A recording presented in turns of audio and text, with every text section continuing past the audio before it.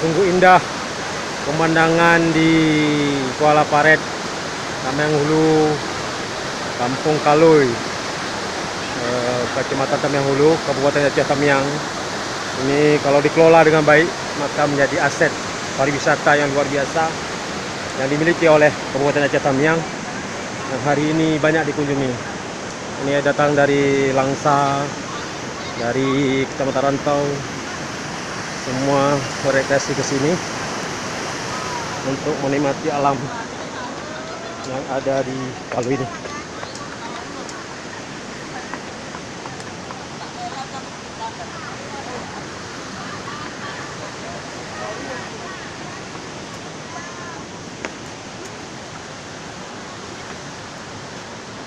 Sungguh indah pemandangan, masih perawan.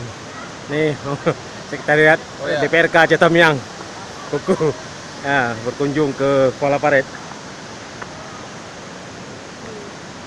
Bisa, ini jalan menuju pulang, belum ditata oleh Pemda. Ini jalan masyarakat yang buat, sungguh sangat curam.